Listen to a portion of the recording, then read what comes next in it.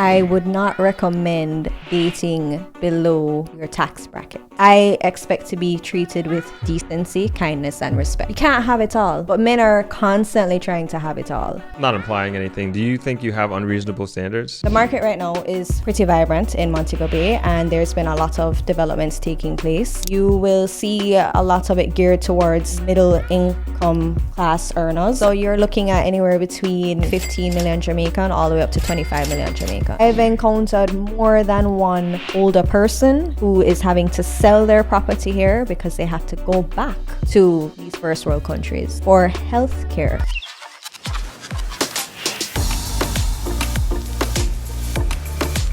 Hello Throppers, and welcome back to another video podcast episode. And if this is your first time visiting, a special welcome to you. My name is Winthrop Wellington, and I am the host of On Deck with Throp, where we have meaningful conversations with people from all over the world, all about Jamaica. And today we have a really incredible special guest here on the podcast. We have a realtor / interior stylist and the person who actually designed this entire studio with us. We have Miss Felicia Headley on the pod. Welcome. Thank you. Thank you so much.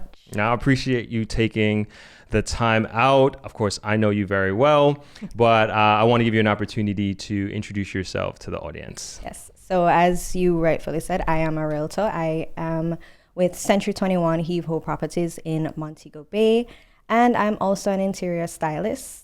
Excellent, excellent. And so I know that your journey to being a realtor and interior stylist didn't necessarily start out that way with your schooling and education. So can you give us an idea of what you started out as and then how you transitioned to your current career? Right. So I started out with going to school for tourism management. I did my bachelor's degree in that. And at some point between my third and final year at UTech, I had to think about seriously what I wanted to do with my life. And through a series of events, through doing internships and learning a lot from my classmates and my lecturers, I realized that tourism wasn't quite for me. I did very briefly work with a tourism destination management company. And by briefly, I mean 2 months. Mm-hmm.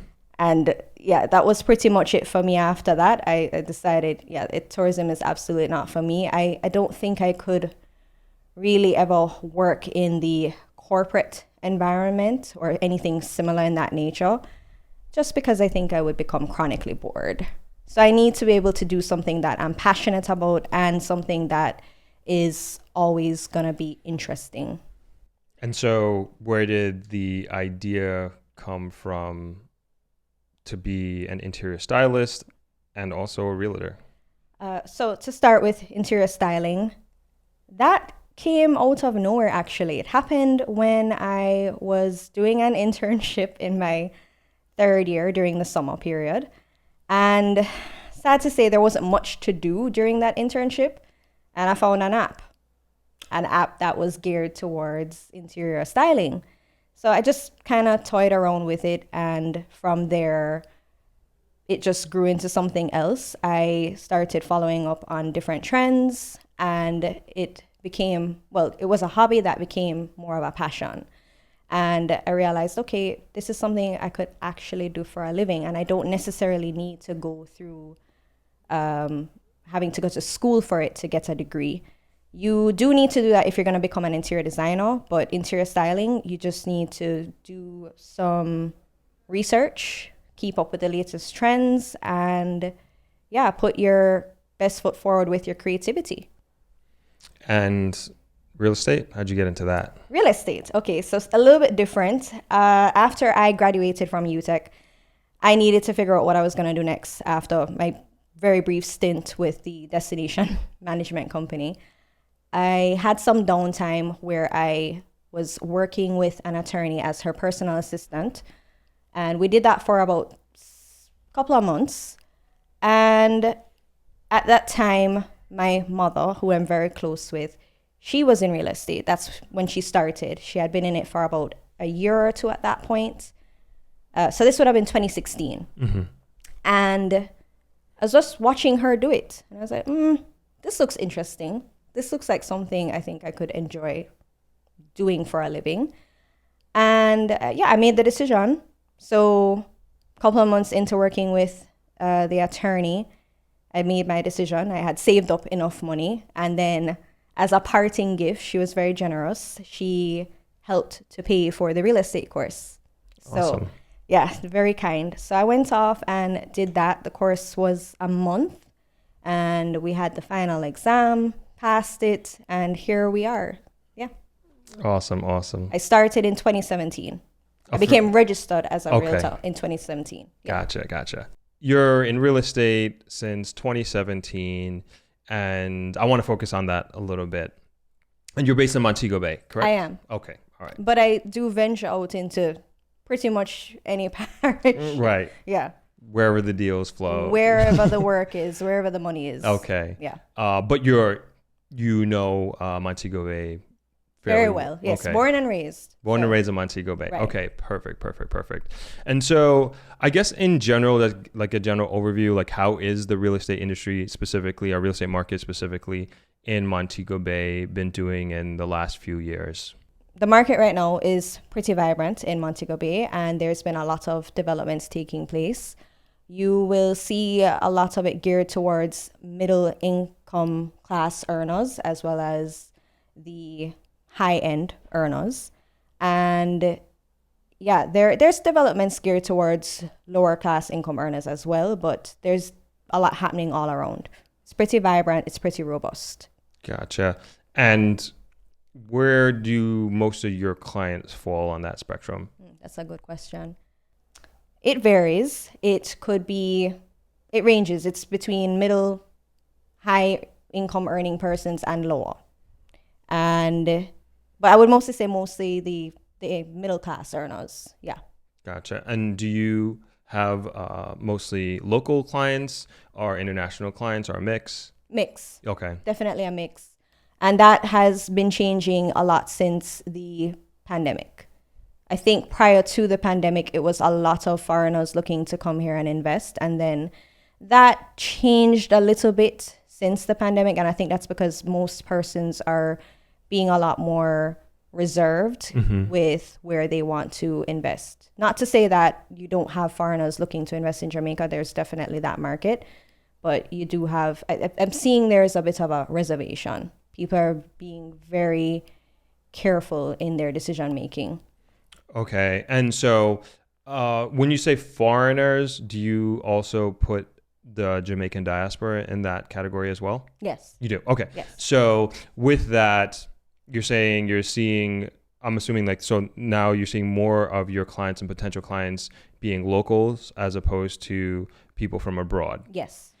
And you think that possibly has to do with just the global economy, the Jamaican economy? It definitely has to do with what's happening in the global economy. I think with high interest rates and what's happening overall with inflation, persons are having to really just stop and think about what they're doing. It's not so easy to just make certain decisions anymore because everything is so unpredictable. Mm-hmm. So are you getting, because of the inflation and the interest rates you were talking about, are you getting more cash buyers now than before? No. I would say largely most persons are financed. Okay. Yeah. And as far as the inventory that's available in Montego Bay, is there like a specific area or specific type of housing, if it's housing or it could be commercial real estate, that you have your clients that are looking for?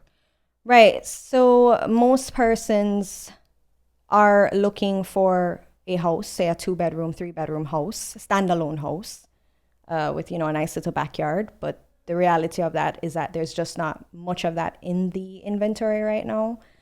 What we're seeing a lot of being developed are apartments, some townhouse units, but mostly apartments. And that's due to just there not being that much land space in the city limits. If you go further out, sure, there's plenty of land that could be purchased and developed on, but we're not seeing that happening just yet, but I'm sure it's going to happen in the future. Hopefully the near future, because it needs to. Right. Not just residential development, but commercial development as well. They need to be happening simultaneously. So most people want to live in like Montego Bay proper, so to speak, like and be in the mix. And there's just not a lot of inventory as it relates to that. The reality is what you'll find is a lot of fixer-uppers.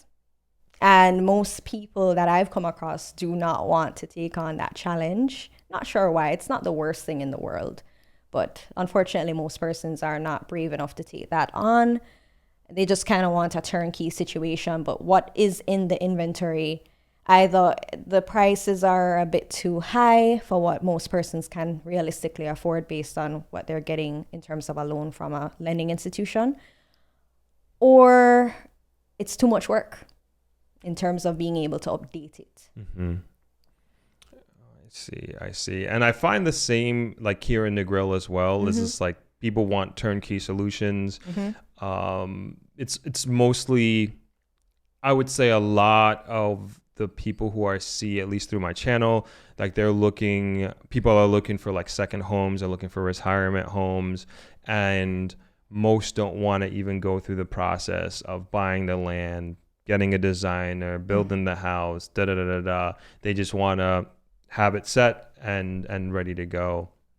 And it seems like it's a little bit similar in Montego Bay. Yeah, I would safely say that's happening in pretty much all parishes. Gotcha. Yeah, there is that challenge. I think most persons are intimidated by the renovation process, having maybe some trust issues with contractors and looking at what the costs could end up being like. And even if you do get an estimate, usually what you end up paying at the end is nowhere near to the estimate that you got in the first place. Yeah, there's been some horror stories out there that we all know about. So I definitely understand those fears. And so you were talking about developments that are possibly happening a little bit outside of Montego Bay. Right. Potentially. Like what towns would those be? Would you consider those? Outside of Montego Bay, well... Like would you consider like Bogue, like that area? Well, Bogue is fully developed. You have Bogue Village that's been there for several years, and then you have Bogue Heights that's been there before Bogue Village was developed. So I would say Bogue is pretty much... So is Reading further out? Reading is not that far out. Reading is 2 minutes from Bogue. Okay, so even further out? No, Reading is... It's right there. It's like it's 2 minutes. And Reading is also pretty developed. There's still land space there. We're seeing a lot of commercial spaces coming up alongside the residential. So that's the kind of thing we would want to see in terms of overall development of our country. So Hopewell, do you think, would you put Hopewell, yes, there's a lot of land space there that I've seen that I could definitely see being developed into both residential and commercial spaces. There's opportunity there. It's just a matter of whether or not someone's willing to take on the challenge. So I don't even know if I should bring this up. So I had this group of investors on a live stream one time. Okay. And maybe they're watching this, who knows? But they were talking about doing this like crazy big development in Hopewell. I feel like it was like in the hundreds of acres kind of thing, like really big, but like super luxury. Okay. And it was a live stream. So they got like immediate feedback from my community. Oh my gosh, they got reamed by them because I feel like they were a little bit out of touch. And I don't mean to talk down on them, but I think it was a bit of an eye-opener in the sense that how they were coming across, and I'll get to the price point momentarily, but how they were coming across is that they were creating this community where you don't have to leave. And you have the stores, you have your pool, all these luxury amenities. And so it was like this thing that like, and I think this is how the community interpreted it, is like, we're cutting ourselves off from the rest of the country because we're better than you. And that may not have been their intention, and I'm not necessarily saying it was, it could but that's how it came coming off. from a place of just creating convenience. I think that they were trying to come across like that, but it didn't play that way. It came out wrong. Right. And then we got into the price point, and some of these things were like millions, multi-millions of dollars, US dollars. Yeah. No. And so it would just seem like they were a little bit out of touch with what the market is looking for. My first question would be, did they speak to any realtors on the ground here in Jamaica? They did? No, I don't know. Good question. Okay, I don't know. That would be my first question, because it just sounds like they don't have the knowledge base of what's happening in our country. So yeah, something like that, when you're talking about millions of US dollars for that area, no, I don't see that happening. No. It was almost like they were trying to do trial. Took the words right out my mouth. Yeah, exactly. I kind of saw where that was going. There are just some places and some things that can't be so easily duplicated. Trial, Round Hill, very unique places. And I'm not trying to squash anybody's dreams. Same, I understand. But I would say research is absolutely necessary. Speaking with more than one professional is necessary. Do a feasibility study. Have a proper business plan. I would love to know how they were going to finance that. Yeah, it was, I don't know. Because you'd have to show realistically how that's going to pay off in the end. Right. Whether or not there is a target audience who would be willing to pay the millions of US dollars to buy into something like that. So you haven't heard about this development? No, maybe my colleagues have. Okay. I'll ask, but no. Yeah, so I got It's something that they're gonna actually do?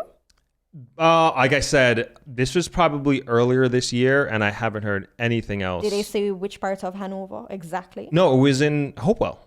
Hopewell. Yeah, it was like in the Hopewell area. Town? No, like it was, if it's not Hopewell, like, because I remember we went to the map live. Okay. And it was like, they actually showed me where it was. It might not be exactly Hopewell, but somewhere over there. Because in my mind, thinking about Hopewell, you have the little town square. Right. And then you have a lot of, I think it's available, free land that you could use.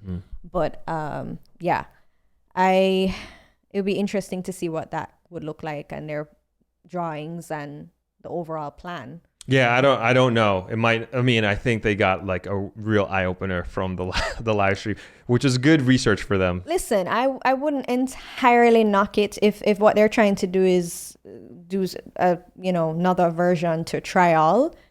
It would just mean having a solid business plan. And then I guess also to your point, they Montego Bay needs some houses and needs to have these sorts of developments. Maybe not that price point, but no, because the vast majority of persons who I have come into contact with, they're nowhere near in that price region. We're largely middle class earners are looking for homes. So you're looking at anywhere between, on the lower end, 15 million Jamaican all the way up to 25 million Jamaican. Okay. And that would look like something like minimum a 2-bedroom house. So we're not seeing enough of that in the market.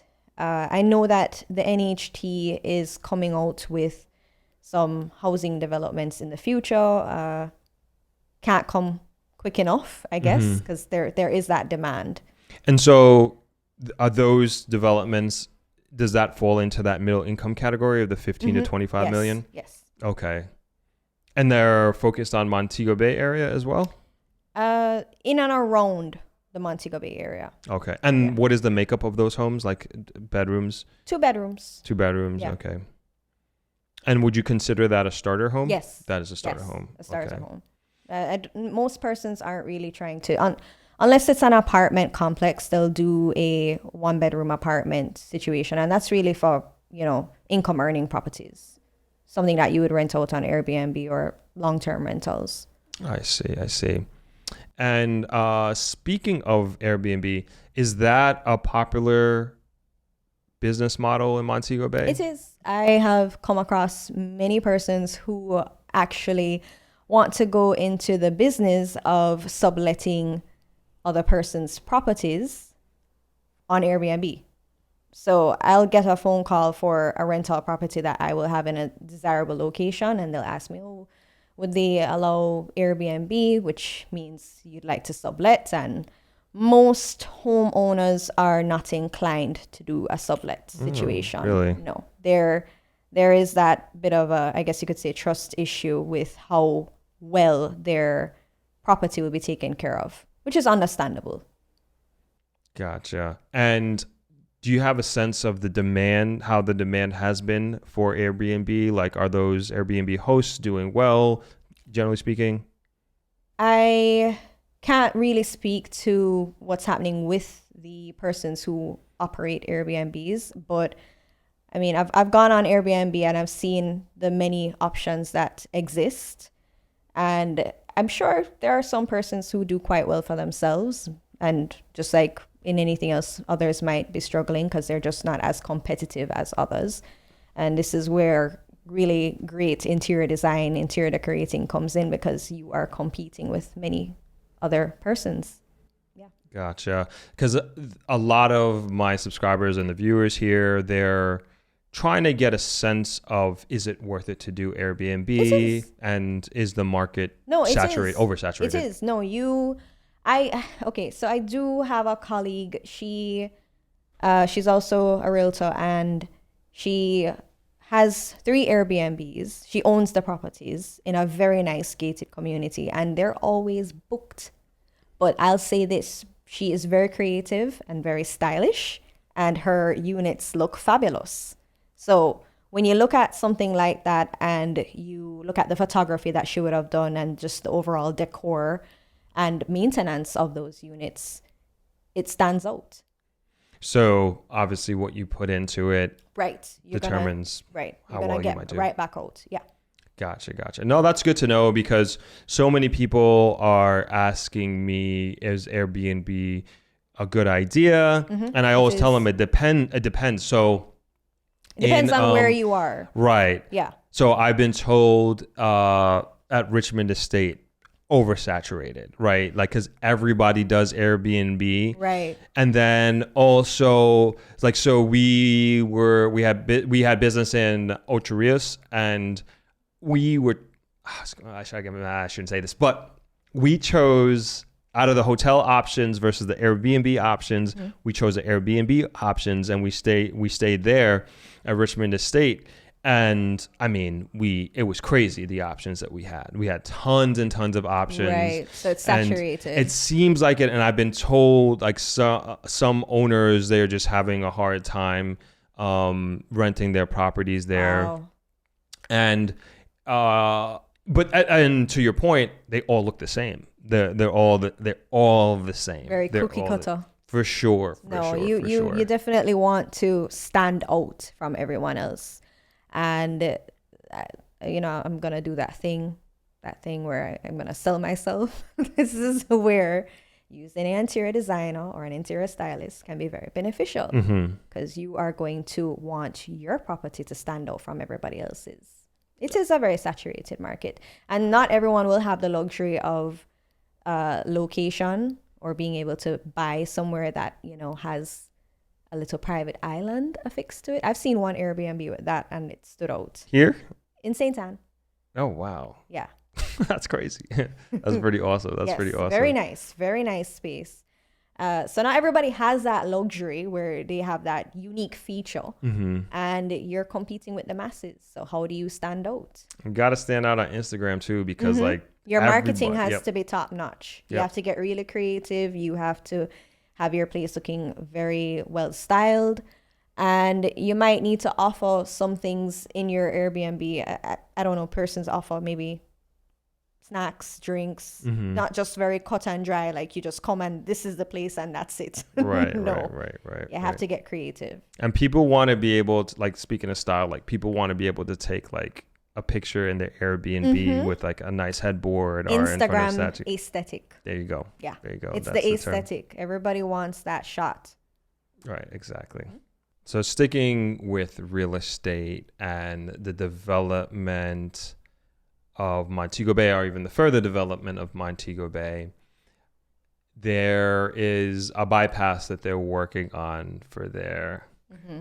Are you aware of that? I am. Okay, all right. I was going to ask you, what do you feel the effect of that bypass will be on Montego Bay and Montego Bay real estate when it's complete? The hope is that it will make traffic conditions so much better, because some days it is just absolutely painful to get from point A to B. And for me, point A would probably be out by Bogue side, to say if I have an appointment. Like I did this, was it day before yesterday, to go to Trelawney for a showing.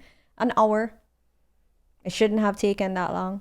How long should it have taken, or did it used to take? I feel like somewhere between maybe 30 minutes, or if you're driving at a certain speed, but maybe 40 minutes max. But it took me an hour because there was so much traffic on the road. What time of day was that? This would have been at 11 a.m. was when I headed out, and got there for 12. So outside of rush hour. Mm-hmm. Interesting. And then coming back was painful. Mm-hmm. I got back in after 3, and I left Trelawney at 1. It's sounding like Kingston as far as the traffic goes. Like I said, painful. Mm-hmm. Yeah. So I think with that happening, it's going to hopefully make things a lot smoother and less painful with the traffic conditions. And then, yeah, we should see more developments taking place.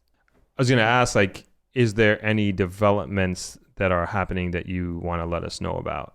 One of the developments that is happening right now in Montego Bay, we have it listed with Century 21 exclusively, and the listing agent is my colleague, Andrew Baston. That is the Park Avenue development. It is 34 units in total, and they comprise of 1-bedroom and 2-bedroom apartments. The price range for those units are between over $200,000 up to just over $300,000. It is going to be located near to Queens Drive. It's really Park Avenue, but most persons are going to be familiar with Queens Drive. Where is that? That is about 5 minutes from the airport. Making a left or right? Making a right. Okay. Around at the roundabout. Right. So you're gonna go up the hill, and you're gonna have a fantastic view of everything. Well, for those who are choosing units that are positioned facing the sea view. And that is considered luxury, you say? Yes, that's on the higher end. It's gonna be gated. It's gonna have a pool, a gazebo, security, 24 hours, that sort of thing. And then there's the location as well. Mm-hmm. Prime location. Man, that's like crazy. Like here, like that's not considered luxury. No. Like I mean, I would just in the grill, I would say, right? Like because the prices are like insane. Right. Well, depending on what you're looking at, because you do have aqueducts, which I believe is in the 300s for a 3-bedroom. Mm-hmm. Yeah, so you're still getting more value for your money with the aqueducts units. But if you're looking at other properties, yes, they are significantly priced higher because of what they're offering. If they're on the beach, there's no comparison for that. Yeah. Yeah, I want to get into a bit of a Negril Montego Bay comparison, but we'll get there in a second. And I only do that because that's just what I know, right. And I think that's just a good oranges to oranges, so to speak. Are there any other developments that are units that you have or you know of that you're in charge of and that you can tell us about? Right. So my listings that I'm going to highlight, there is a commercial building that I have listed for sale downtown. It is quite popular, actually. Most persons in my age group would have grown up seeing this building. It's been around, I believe, since the 80s. It's 20 plus years old. Mm-hmm. And it is the Harbor Building downtown. Persons who are familiar with Montego Bay will know exactly what I'm talking about. Oh, I know where. I know where you're talking about. So if you're familiar with the fire station that was recently rebuilt. Right. It is adjacent to that. It's a big blue building. Right. I know exactly what you're talking about. Right. Yeah. Older building, and we have it listed for 1.9 million US dollars. Great location. Great location. Lots of potential. If I were to suggest what one could do with it, I would say easily a call center, anything BPO related. And if not, you could just, once you've done some updates to it, you can convert it to spaces that could be rented out to various businesses. Does the place have parking? It has 4 parking spaces on the property, so very limited, but there is paid public parking just across the street. So the reason why I say that's like a great location, because you don't have to go in the town to get to that building, right? Right. It's right there. And because I do everything I possibly can not to go into Montego Bay town. Yes, it's insane. It can be chaotic. It can. Yeah. It's always chaotic. Like, it's crazy over there. I'm trying to be very diplomatic. It's insane. It's actually insane. But anyway, I think that's a really good location to do business. How many floors is it? It is 4 floors in total. I would also say it's a good place to be converted into something residential, but there's no parking. No. And I've had a few persons contact me with that same idea, and for what they want to turn it into in terms of being able to generate a profit, it's just not realistic. So I like to keep it real with any prospective or actual clients that I have. And if they're coming to me, I'm not just looking to make a quick dollar. If you come to me and you have an idea and you want to know, hey, is this a sound business idea? Is it a sound investment for what I want to do? I'm going to tell you no, realistically. What were they thinking? Same thing, residential, turning into a condo. But it because of what's happening in and around downtown, it's just not conducive for something like that. You'd have to consider, if you're going to turn it into apartments that you'd rent out, what would your rent look like? I could tell you right now, it's not going to exceed maybe 80K Jamaican. How much is that? 80K. That is pretty low. Yeah. Kind of thing. So even like if you modernize it, really?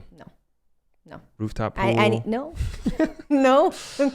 Because of it's a larger issue. It has to do with, again, like I said, the surrounding environment, and there are persons of unsound mind walking around in that area very frequently. Those are the things you have to contend with. So you can't exactly put something ultra modern and very luxurious in an area that has all these issues. So then what about the future plans for that area? Like, is there anything in the pipeline to upgrade the area? I'm not aware of any massive changes. I know persons will individually buy older buildings and renovate them, completely gut them, turn into something completely new. But the challenge still remains that because there was not a lot of proper urban planning with downtown Montego Bay, things are just what they are. So I have told persons who had that same idea, hey, can we turn this into condos? Can we sell them? Can we rent them? And sure, I could tell them one thing, but it wouldn't be ethical. It wouldn't be honest. And they would end up failing. And that could come back on me because they're looking to me for guidance. So if you're looking for something, again, commercial, that is ideal, a call center is probably the best way to go in terms of turning a profit. If not that, you want to do something a little bit simpler, you could, again, with updates, turn it into just rental spaces where you source out different persons to rent it to. You don't think call centers are going to be out of business in the next 5 years? Hot take. No. Even with the advancement of technology, I don't think so. No, because I had an issue the other day and I needed to contact FedEx and they have an automated system. I got so mad. I was like, no, I need to talk to a human. speak to a live agent, because the automated system was just not assisting me the way I needed to be assisted. And yeah, we still need call centers. We still need to be able to interact with human beings. So agreed. I do the same thing. It doesn't matter. FedEx, AT&T, Scotiabank. Like, I'm going to talk to a human because of the way things are now. Yeah. But the way AI is moving, like, it's going to happen. Like, it's a matter of time. In certain industries, sure, but there will still always be a need, unless that technology becomes so advanced that we really don't need human beings to step in. I'm not saying it won't happen anytime soon, but when? How many years do we have left? Maybe not in our lifetime. No, you think otherwise? There's no doubt. Okay. Like, my friend works for a big technology company, and one of his newest mandates in the last 3 months because of AI has been to basically cut 30% of his overseas team because of AI. It's crazy to even say that, but like, it's happening. And then he's also he's upper level, right? And so he was even talking to his colleagues. He's like, we're probably next. And he's a high level, I almost said the name of the company, but he's a high level person at this company. And like, when I saw all these things happening and he started telling me about this, and I see the technology, there's no doubt in my mind, if there's 5 years left, I would be surprised. See, this is where things get controversial, because now it sounds like we're headed for what we've seen in some sci-fi films. Because if we head down that path and persons are out of jobs, then what do they do? Not everyone can go on to become an entrepreneur. Some persons are just simply not built for that. And what you're going to have eventually is a breakdown in society. So like, that's a very possible and likely future, that many of the jobs that we have now will no longer be necessary. And so there's like different ideas being put forth, because it's going to happen, right? So even like taxi drivers, like, you won't need a taxi driver, which is crazy, within our lifetime. I don't know if I'd ever get comfortable with getting into just a car with no drive. No. It's gonna happen. I know, but like, it's happening with trains already.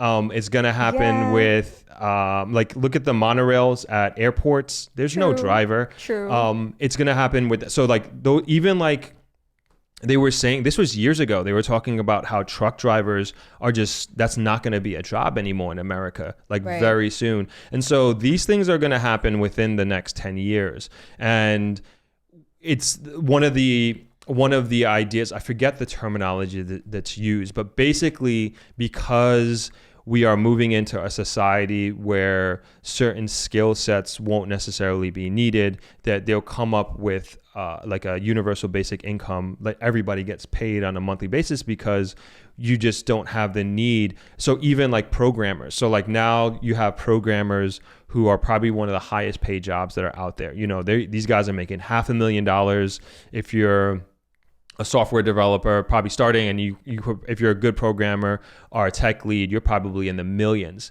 And they're talking about like those jobs being completely eliminated. And like, this is like super high level stuff. So to automate somebody speaking on the phone to help you with something, I think that's child's play. Child's play.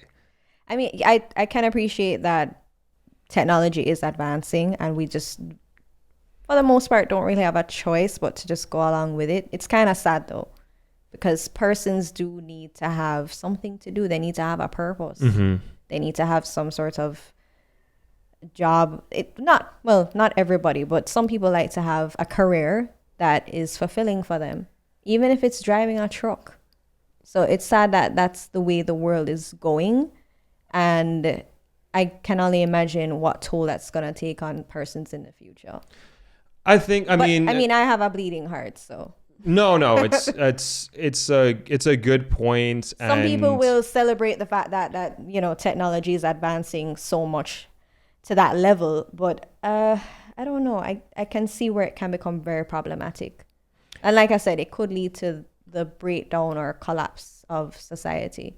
I think it'll be, it's not something that's going to happen overnight. No. But it is something that I think we're going to have to adapt to, Right. and there'll be new jobs, like even now with like Chat GPT and like all this Right. AI stuff, like a new job that was created was, yeah, my subscribers already told me the name of this. Basically, they're prompter. That's what they're called. Like that's a new job, right?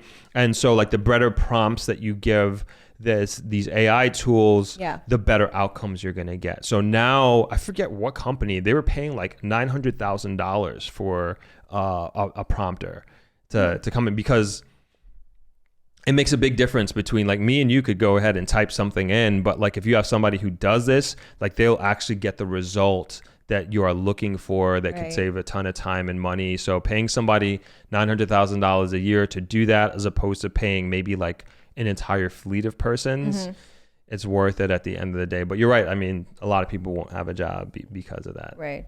So there are pros and cons to the advancement in technology.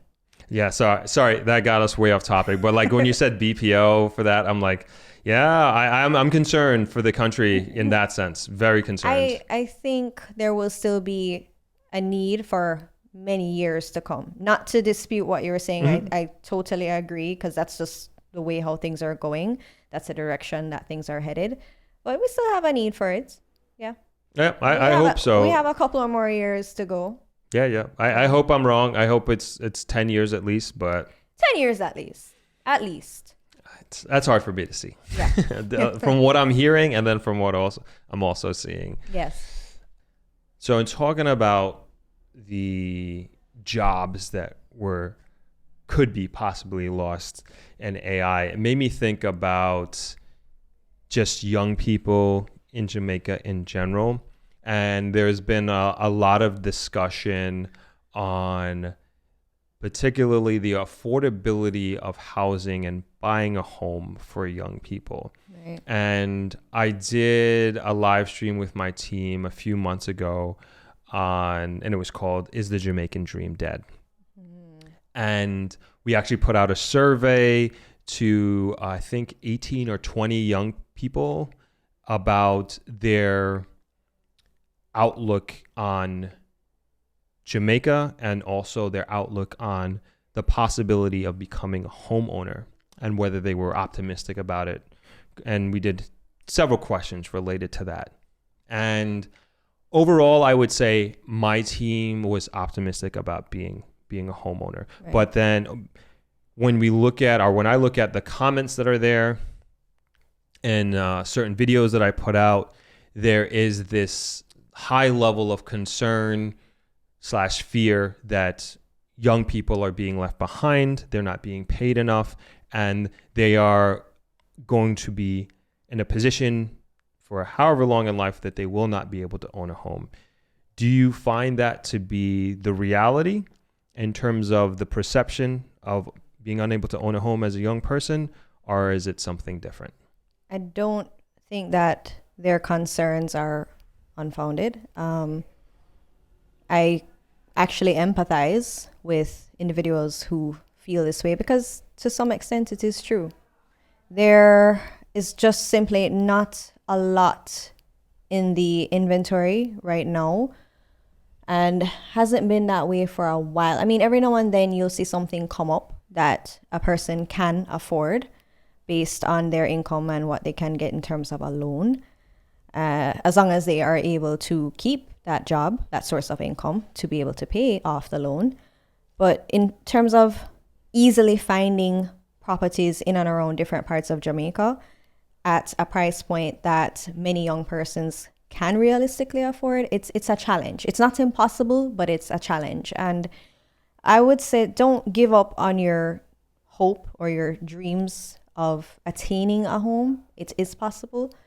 You're just gonna have to take some measures, and those measures would look like being very disciplined in your spending habits. You might want to cut back on maybe how often you're going out, how often you eat out, indulging in retail therapy very often. So you might want to cut back on that and be very disciplined when you are looking into buying a property. Do your research, get connected with a realtor to assist you with finding a property, because every now and then something does come up, and you also need to be prepared for the fact that it most likely will not be turnkey. So you want to get with the mindset that you are going to have to get your hands dirty or hire somebody who's going to get their hands dirty for you and look at a fixer-upper situation. But no, all hope is not lost. I appreciate the sentiment because it can be very challenging and very frustrating, but you do have to be very determined, and it does require patience in a lot of cases. Yeah, I agree with a lot of what you're saying. And, it's not easy for sure. It's not easy for sure, but it takes a lot of financial discipline. Mm-hmm. And one of the recommendations that I've been saying is to, one, have a plan, have a long-term plan, okay. Be financially disciplined. And then most importantly, it's like you got to put yourself in a position, especially as a young person, like put yourself in a position to have a good cash flow, mm-hmm. and to make yourself as valuable as you possibly can. We're living in the internet age, right. And I'm not saying this stuff is easy. I'm not saying that at all, but I'm saying it's possible. And we're living in the age of the internet where you can open up an online store. You can. And you can sell your goods, whatever it is. You can become a TikToker. Mm-hmm. And you can earn from TikTok as well. Which is, yeah. I mean, it's just so, it sounds so funny and silly, Well, until that money hits your bank account, right, then it's not so silly. No, and I respect like 100%. You could be a YouTuber like me, mm-hmm. and you can earn your income going that way. And I've always encouraged people to be YouTubers and to just go down that path and start early, because it's very, very possible. There's nothing special about me. There's nothing special about what I'm doing. And I think using the internet as a way to earn income / also make yourself valuable. Like, as long as you have the discipline, right? Can you sit down and go through a free online course? Can you sit down and sit for hours at a time to learn how to become a programmer? Even though I just said before that job might be obsolete at some point. But my point is, like, you can do different things to make yourself valuable. There's many things that you can do. You can look into drop shipping, like you said, e-commerce. It's just like you said, requires discipline and dedicating time to learning a new skill. And not only that, but looking into marketing, because that can be a steep learning curve. It might seem pretty simple, but it's not. You need to look at how you are going to have, a whole sales plan. And it's doable. But again, you have to have a plan, like you said, and be very focused on the outcome. Yeah. No, that's my advice for young people out there. And that's just kind of like what I know. And like, again, I'm not saying it's easy. I'm not saying that at all, but like, all you can ask for in this world, honestly, is a shot. Yeah. That's all you can ask for in this world. Nothing is guaranteed. And to me, the age that we're living in, it gives you that shot. As long as you have a smartphone, you have an opportunity, because you can get Wi-Fi many places for free. Yeah. So, yeah, but I understand the sentiment. I can relate to it in a big way. And I know a lot of young people want to become homeowners, and they're feeling very pessimistic about the way the market is going. And I wish them the best, but I also hope that they are really, mindset-wise, they're being more optimistic than anything else, because there are opportunities there. There are. You just have to, again, set your mind to whatever plan that you're coming up with, and just not be so quick to give up on it. Mm-hmm. Yeah. And I don't think I don't think people are giving up. I don't think so. Like, No, I don't find they're feeling deterred, Right. which is completely understandable given the climate of things with global inflation and high interest rates everywhere, and it's frustrating. It is, and like I said before, I highly empathize. It is incredibly difficult, but it's not impossible. My thing is, get up and do something. If you're not doing anything, then it's not likely to fall into your lap. But if you try, if you put your best foot forward, if you put yourself out there, and nothing tried, nothing earned. Right. So give it your best shot. You never know where life may take you. That's my 2 cents on that. Yeah. Do you have a lot of young clients? I do. Persons who are in their late 20s, 30s. And can you tell me what they do for a living? It varies. Some of them are entrepreneurs. Some of them are attorneys. Some of them work at a call center. It varies. Some can be teachers. Some are managers. Varies. Yeah. No, interesting. That's just, good insight. And at least it says and shows that some young people are making it happen some way. Mm-hmm. They're doing the best that they can with what they have. Mm-hmm. And, that can be applied for anybody. Just, again, putting your best foot forward and making do with what you have. And you know what I also think it is? This kind of just came to me, is that I mainly have been covering new developments. Mm-hmm. And so they see the prices on these new developments, like 300,000, $500,000 US, right? Over $1 million US. And it's like, who can afford this? I'm being priced out. And it's just like, all right, that's not for you. That's plain and simple. That's not for you. Like, you're down market. You're not there right now. Right. But perhaps sometime in the future you'll get be there eventually. Right. You have to have that belief in yourself that it's not going to happen right this moment. And that's the thing with our generation. We're the right now. We want to see it happen right here, right now. Most of us lack patience. And like you said, that's not for you. There is something for you. Mind you, the numbers are not as significant. But like I said, if you stay determined, stay focused, and keep looking at what the market has to offer, because something does come up. You just have to be ready to strike while the iron's hot.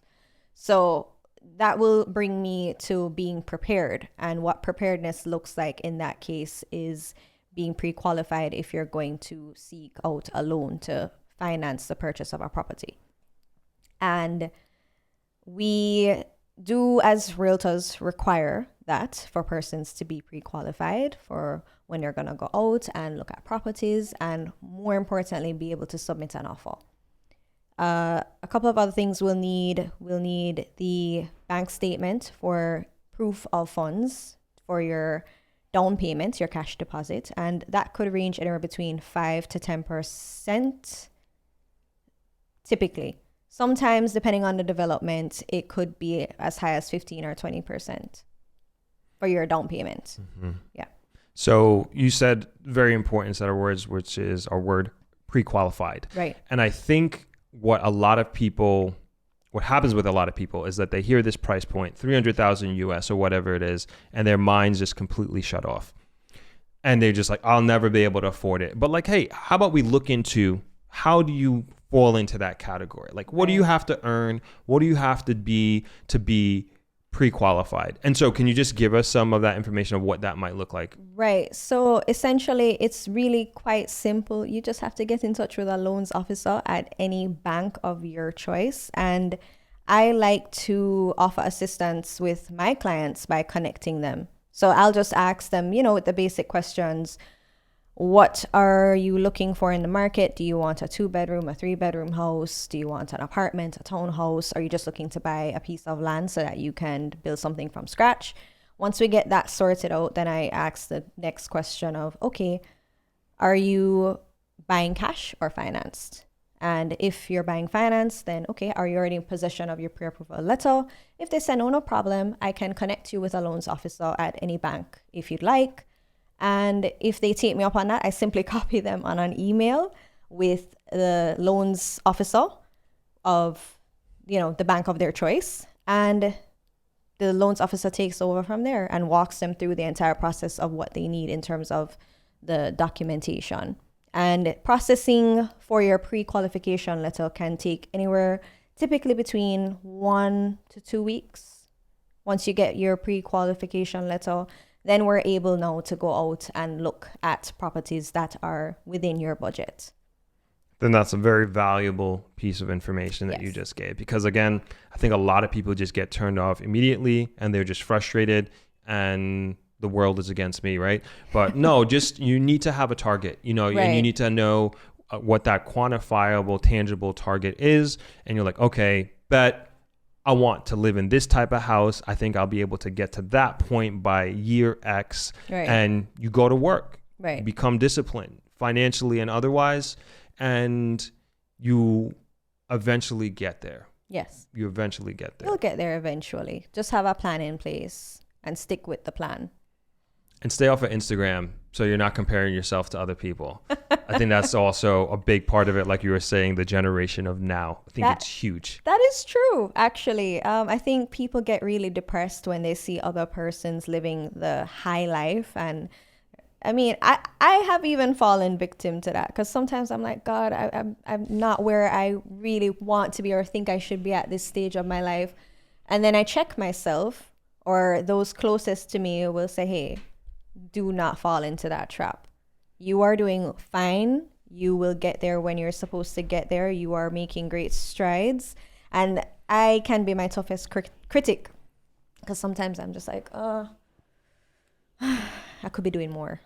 I mean, a lot more. Sure, we all can, but we also have to realize that like half the things that are on Instagram are completely fake. True. They're staged.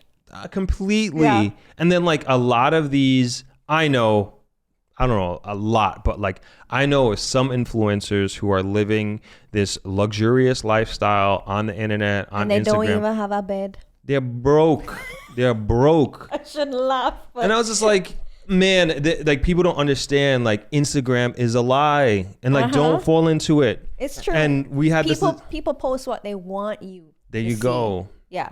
I'm not posting my failures. I can tell you that much. And I don't think the younger generation understands this. They see, the Louis bag, they see the partying, the popping the bottles, they see the girls, guys, whatever. And they don't realize that like a lot of this is staged. Or they're getting this money in unscrupulous ways. That too. And so like you see, like I'm obviously a big YouTuber consumer, I should say. So like you see like so many of these people who young people look up to, they're getting arrested and they're getting caught doing these different scams and earning their monies in these different ways and going to federal prison. And is it worth it? Right. And it's just like, man, it's not like it's so important to live within your means, and also be very happy with the life that you appreciative of the life that you have and the blessings that you have. And at most, seeing that kind of stuff just should be motivation, for you to get up in the morning, but it should never be put you in a mindset of envy or put you in a mindset of entitlement. That should be me. Right. They're the same age as me. I should be earning the same thing. I should be able to go on that vacation. It doesn't work like that. Not in this life. It doesn't work like that. No, nah. And like we were having a discussion the other day about the Chris Brown concert and the prices for those tickets, right? And so one thing that came up in that discussion was that there was, I forget the name of the agency, but there was this microfinancing company that was giving out loans specific. That's crazy to me. It's wild. That's crazy. I personally, no, I just would never. I'm sorry. No. You're going to take out, I guess it's the same as like maxing out your credit card to go and buy a pair of shoes or something. No. But like both are equally insane. I think that's again where discipline comes in. You have to ask, if some people will justify it and say, well, it's a once in a lifetime opportunity. Who's to say whenever I'll get to see this person perform live ever again? I don't look at life like that. I think you have to be very conscious of your spending habits. But it's also a microcosm example of showing off, right? So apparently, like, this is a regular thing, right? So there'll be like maybe a much smaller party, and you'll be like, okay, we gotta go take out a loan so we can pop bottles and show off on Instagram, and like I was like, yo, this is crazy. Yeah, I will never be on board with something like that. I just don't. Maybe to someone else it makes sense that it's justifiable. To me, no. Yeah, those people can't be in my comments talking about the world is against me. Like, if that's y'all, oh my goodness, there's no way. There's no way. Then you have a poor money management problem. Poor mindset problem. You know. Yeah. So that's what needs to be solved first. But I'm sorry to even go down that route, but we're here. Yeah. Moving on. So I always talk about like Negril and the things that are happening here, and then I always get a lot of flack because like, how come you're only talking about Negril and always talking about Negril? It's because I'm from here and this is what I know. So hopefully now that you're on the show, they'll get off my back a little bit because we're talking about Montego Bay and opportunities there. And not just Montego Bay, there's a lot happening in St. Anne as well. Not just residential developments popping up, but commercial as well. And Talk to me. We need to see a lot more of that happening simultaneously in each parish. Let's not neglect parishes such as St. Elizabeth, Manchester. Every other parish needs to be developed in that way. We need to see growth all over Jamaica. So it's not just Montego Bay. St. Anne has been making great strides. What's incentivizing or driving that interest? I think possibly because of how much the Kingston and St. Andrew area has become very saturated. There's a lot of high-end and high-rise developments taking place, and it's becoming quite crowded. So I think persons are wanting to move outside of that area. And the commute isn't bad because with the highway to get from Ocherios to Kingston, it's roughly an hour and a half, depending on traffic conditions and how fast I get there in 40 minutes, honestly. You're going to set us on camera. You don't know who's watching. Oh, I've gotten so many tickets. It's not even funny. That's honest. That's very honest. But yeah, so it makes it a pretty easy and comfortable, convenient commute to and from. So that's a driving factor behind it. People need homes, and there's all this land in St. Anne that has just been sitting there for so many years. So now it's being put to good use. And like I said, it's not just residential, it's commercial too. So I'd like to see a lot more of that happening in each parish. And we were talking off camera a while ago about, you thinking about like moving here or going there, but like there are issues in like Canada, there's issues in America, right? Right. And so what I'm finding is that specifically Jamaicans who are living abroad, they're ready to come home and they want to come home and they're looking forward to that and looking forward to retiring here. Some were looking forward to working here. It varies. You know what's interesting? And yes, there is absolutely that market, the retiree market, persons who are trying to escape the cold for those who have gone to, say, the UK or Canada, wanting to come back home to the warmth of Jamaica. Interestingly enough, I'm finding that also those same persons who moved here, whether it be years ago or recently, are unfortunately having to go back to these first world countries for health care. Oh, really? Yes. Interesting. I've encountered more than one older person who is having to sell their property here because they have to go back to the US or UK or Canada. Can you be specific about what their ailment is and what is missing here? Well, they don't get into it with me. They just say that it's something that may require a surgery or it could be cancer related. I see. And unfortunately, the healthcare just isn't up to, very good standards for, I guess, those individuals. They're not comfortable doing something like that here, or it might not be possible.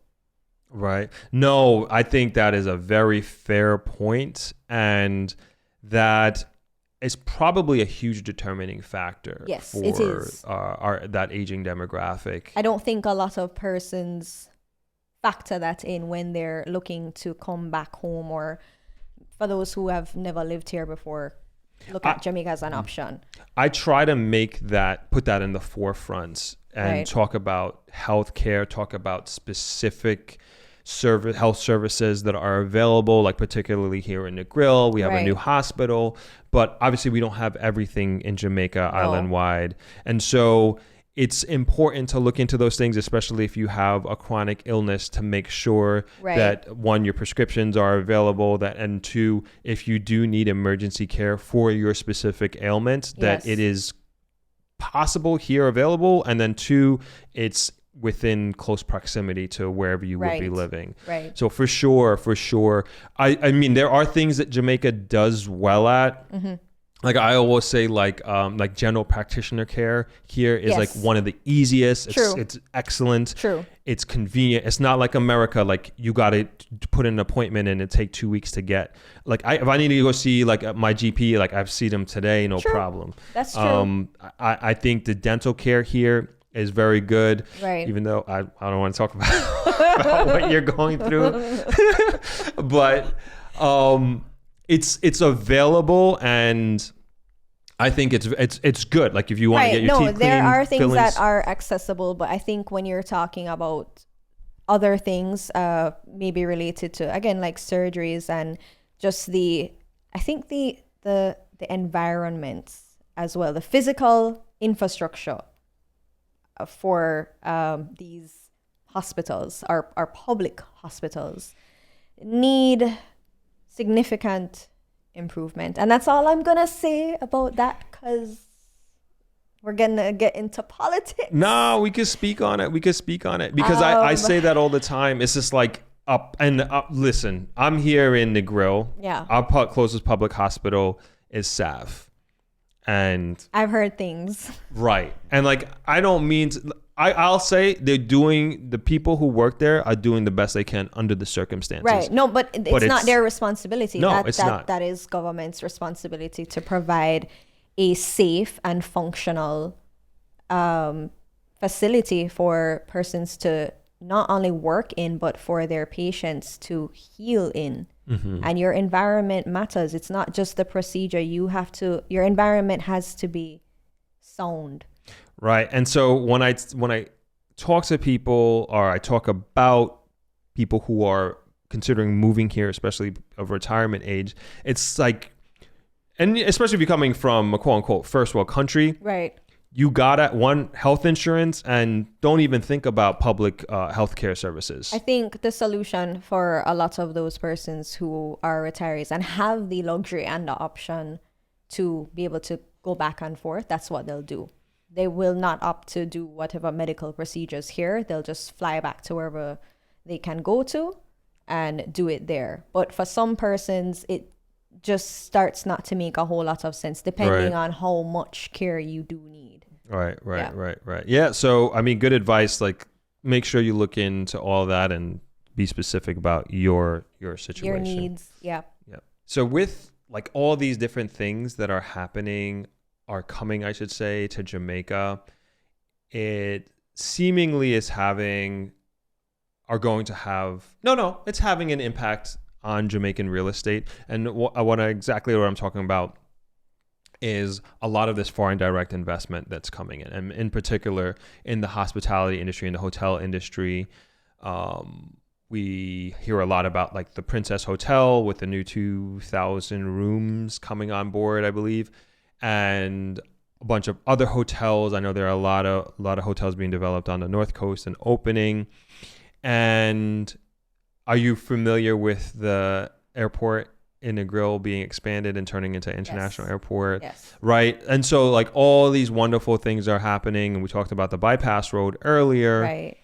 And people need, and I think this is kind of going back to almost like what we originally opened up with, is talking about the need for housing in Montego Bay. And Negril falls into that same category. Mm-hmm. And we're you talked about the NHT and doing housing. I think we're talking about more so middle class housing, but now what about more affordable housing? Like, are you hearing or seeing anything along those lines as we talk about fears of the average Jamaican, them not being able to afford homes? Yes, that is already in place. I remember reading a report that was published at the end of last year that the NHT is rolling out somewhere between 4,000 to 8,000 units. So that is in the works. Yeah. Okay. So I didn't know the exact number, but I knew things were happening along those lines, and because I hear the Prime Minister talking about them all the time. But the question is, where are they being developed? And they're typically being developed in underdeveloped areas. So you're all the way out, sometimes in the middle of nowhere, and you don't have access to basic amenities like supermarkets, shopping centers, doctors' offices. So there's a bit of a commute to get to those things that you need to get to. So there is a bit of a problem with that, which is why I keep emphasizing the need for further commercial development so that you can have access to pretty much everything. Similar to that idea that those guys had for Hopewell, but just more of a sense of community. I see. Further developing communities. Do you think these developments, the affordable housing developments that are going to be placed in the outskirts, let's call it, do you think that will incentivize commercial development? I would want to think so, because you know, it's just good business sense. You go where the people are. People have needs. So it's just supply versus demand, and that's where maybe private investors will come in and see a golden business opportunity. Okay. No, I hope so. And that's something that I want to get to a little bit more in this channel is showcasing or bringing to light how affordable housing development that is happening. But again, and this wasn't really done purposely, but like this is the demand of the channel, which is for people to get an understanding of like the new developments that are happening. And like you said earlier, people want turnkey solutions. They're not a lot of people, not everybody, but you know, a lot of people don't want to come here, buy land and build. No. And they are looking for something that is a few steps above a starter home. Right. And not just the physical structure, but they want a sense of community as well. They want proper infrastructure. They want to have security and decent persons living in the same environment. I mean, I don't see anything wrong with throwing in a pool and a clubhouse. And yes, I know that's a tall order for lower income housing, but I think it can be done. Yeah. I really do. And people would be so appreciative of it too. They want to have the same luxuries. I really don't consider it a luxury. The same luxuries as those in, you know, the upper class communities. And I also, you know, they do this in New York, is when they have a new house, like a new building going up, a certain percentage of those units has to be for low income. I think adopting something like that here in Jamaica, because they need homes too. No, for sure, for sure. But they have to qualify, like you were just saying, like you want decent people and everything like that. Right. But you know, maybe they're a teacher. You know, maybe they are working in a call center, but they can't necessarily afford a $300,000 They're not home. Earning the same thing. That doesn't make them indecent. Right? No, not at all. They're good persons as well. They just don't earn the same amount as someone else. Right. That doesn't mean that they don't have the right to proper housing, to be able to live in a safe community. And I think especially they have programs specifically for single mothers. So if you're a single mother, like to me, if we're going to put a system in like this, like you get bumped up a notch, because like that's our future. Like, which is how it should be, because it's rough out here for single mothers when you have to not only take care of yourself as a whole adult, but a child. There's a certain things that should not be so incredibly difficult. And that is something that should definitely be implemented in this country. Whether or not it will be, Who's to say? But it would be nice to see that happening in this country. I think that's something that we have too many single mothers out here. Yeah, I don't know what the percentage, but it seems like that's. I don't even have figures, but it seems like it's more than that's almost the norm, right? Unfortunately, it shouldn't be, but Yeah, that's kind of crazy. Yeah, it seems like the norm.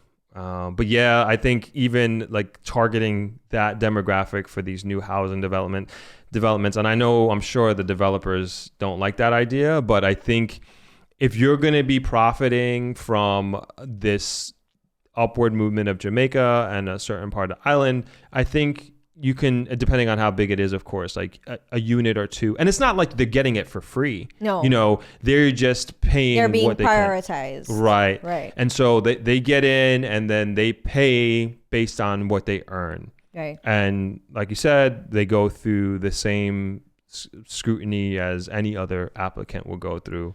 And I think that would be a wonderful program. It would be. I do want to get into your design life. Okay. It's called a stylist? Is that? I refer to myself as a stylist because I am not formally educated. I do not have a degree in interior design. I have a degree in tourism management. I have a degree in culinary chef management. I have my certificate in real estate, but no, I haven't pursued anything formally in interior design. So interior styling does not require any formal education or training. It's something, like I said, that I just picked up on and fell in love with it and developed it into something that is a career for me. And now, would you want to become officially interior designer? I really don't want to go back to school. I'm done. Gotcha. 2 degrees, I'm done. No, I don't think it's necessary. No. Luckily, here in Jamaica, there are no formal requirements. You don't need to be licensed or anything like that to be, I guess, an informal interior designer. But that's not something I would mess around with, because giving respect where respect is due, you definitely should go to school if you're gonna pursue the path of being an actual interior designer. There's technical aspects to it. Gotcha. Yeah. So where I come in as an interior stylist, I decorate. I choose paint colors. I select the furniture, art, decor, that sort of thing. With interior designers, they can coordinate with architects sometimes to plan out the building process and making it functional and safe. And so you're an award-winning interior stylist. Award-winning? Because didn't you win a competition for this? Award-winning is... Am I right or am I right? It's nice to say, but yes, I did enter a competition a year ago. Yes, it was put on by Ashley Home Furniture here in Jamaica, and that was a wild experience. It was something that I saw being advertised on Instagram, and I was like, should I do it? Because I had not entered a competition in years, maybe since I was a kid when I was doing like spelling bee and all of those things. So I was like, all right, well, I'm going to do it. If it doesn't work out, it doesn't work out. Like I said earlier, nothing tried, nothing earned. So I went ahead and submitted my portfolio, I guess. It's a video you had to make of a project that you worked on. And I submitted yours, the studio and the whole process. And I made it to the final round, went to Kingston for the competition, the final round competition, and myself and another young lady had to compete side by side and do something from scratch. So we both ended up doing living rooms, and we just pulled pieces off of the floor. And that was such an interesting experience. It was definitely fun. And I thoroughly enjoyed it. And at the end of everything, I won. So Congratulations again on that. Thank you. And you were instrumental, because without this project, I wouldn't have had something to submit that was worthy to be able to stand out against the other competitors. I think there were 4 or 5 competitors. Okay. Yeah. So this is an award-winning studio. That's what I'm going to say. Made by yours truly. And I will tell you, so I was going to say, I've been informed. Okay. Oh, so before I even say this, have you worked with any other YouTubers, podcasters on their design sets? Not yet. No. Okay. No, but I have had other projects since then. Coming from the competition, I've had persons reach out to me because they saw the competition posted on Ashley Home Furniture's page. And since then, I've also worked directly with the company to do staging of model units in developments. Okay. So going somewhere with this. Yeah. I had to ask that before I divulge this information. And so it was brought to my attention by one of my team members that there's another podcast that has a very similar setup to this. And so I was like, man, I wonder if Felicia worked with them. No, I did not. And I mean, I was talking about the carpet earlier. Where'd you get the carpet from? Wayfair. Okay.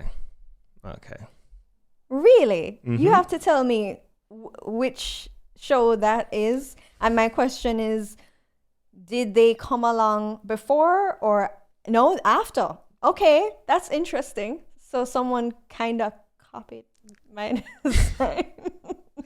So I was like, awesome. You know, I'm like, yo, kudos. It just shows that. I mean, it's nice to know that you're inspiration. Right, I guess. exactly. That's one positive way of looking at it. Yeah, we're doing it right. We're doing something good over here. So, very interesting, though. Interesting indeed. And so, I honestly, I don't really consume a lot of Jamaican YouTube. Yeah. To be honest, I'm mostly international, let's say that. And so when it was brought to my attention, I was like, no freaking way. You have to show me that. I need to see that. I want to compare notes. Okay. I'm kind of competitive that way. Right. Yeah. But yeah, we're going to have a redesign real soon. So it's all good. I mean, this is a 2-year-old design at this point almost. And so we're due. I have some ideas. We will talk. We will talk. I had some ideas from when we just wrapped on this. And I was like, damn, this would have been really great as well. I'm not going to show this to him because at that point, everything had gone up. I was like, well, you know what? Maybe in the future, who knows? Yeah. So we'll talk. Okay. No, definitely. Because like I said, I think we're a good team in that sense and we're doing something right. I agree completely. Where do you want to take your stylist career? As far as it can go, it's something I really enjoy doing. I like working with like-minded persons. I've been very fortunate in that I've had the ability to work with clients who are just really awesome. I've knock on wood, I've had no issues. And it's really nice to work with persons who are not only agreeable, but have an appreciation for good design, for good styling, and are open-minded as well, because sometimes it might not be so easy for them to see your vision. And yes, that's where putting something together in the form of a presentation comes in. I've had cases where, person will come up and just like, I need this to happen really quickly, and you have to pull something together. And it's just them trusting your instincts, your guidance. I've had a situation like that recently where I did an apartment in Kingston, and there was a decision between choosing very bold art prints or going with these statement piece mirrors that I found in Fontana. And I really rallied for those mirrors, and the client was like, I don't know, what don't you think the art? And I'm like, no, I feel like the art might come off a bit abrasive in this space. And she's like, okay, I trust you. We'll get the mirrors. And I could tell she was a little bit nervous about what it would look like. And when I got the pieces and I brought them back to the apartment and I put them up on the wall, she's like, you were right. This looks amazing. I'm so glad I listened to you. I'm like, yeah, thank you. I could relate to her. Yep. With this freaking light. I remember that. You said that last year too. Like, this light cost $300. Was it $300 and something dollars? By the way, just heads up, I'm working on a project right now. That light is going to be featured in the project. Okay, so if I see it, I know. All right. Yeah. But yeah, But it's an amazing piece. I agree. Like, I didn't know. I was like, yo, you're crazy. I was like, yo, I'm gonna spend $300 on a light. And it's the one thing in here that stands out really next to this piece right here. Mm-hmm. It's the one thing that just makes everything pop. And you need to incorporate something in your design element that wow factor. And I really wanted something like that. And the fact that this is a studio, there's filming. So this vintage light piece right here, perfect for that. Excellent. I mean, I don't regret it whatsoever. I'm glad I listened to you. I'm glad. I'm really glad about that because, like you said, it was over $300. Like, yeah, man, just trust me. I was like, all right, we'll do it. $300 on a light. Mm-hmm. So the last thing that I wanted to talk about, last subject, is something that we were talking about doing, which is not a dating show, but a podcast sit down that, I don't know, we may or may not do it, but this is something we were talking about. And talking about modern dating in Jamaica.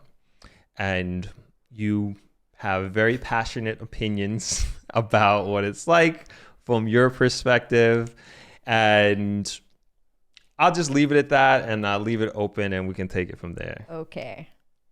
You have a question for me on that? Because I don't know. Do I just dive right into dating? The dating culture in Jamaica isn't really a thing. Mm-hmm. When you come across a lot of, in my case, men, I am straight. I would say that the experiences have varied, and not many of them are well versed in how to properly court. We're taking it old school / date a woman. And I want to see more of that. I want to see men doing better. It's not enough to just Netflix and chill, which I don't subscribe to. That is not a date. That's actually dangerous. For me as a woman, no, I'm not going to your house when I barely know you to Netflix and chill. I might rob you. Yeah, I could rob you, but you would never suspect me. But no, I'm not into the Netflix and chill thing. I'm not into just the casual thing. Ask me out on a proper date. And what that looks like. It could look like various things, and get creative too. I know that, living in Jamaica, that can be a challenge because there's just not many things here to do, especially when you are looking at how much you're prepared or willing to spend. It can get really expensive real quick. But if you do your research, you can find something creative and interesting, memorable to do as a date or multiple dates, depending on how well it goes. Not implying anything. Do you think you have unreasonable standards? No. Oh my God. No.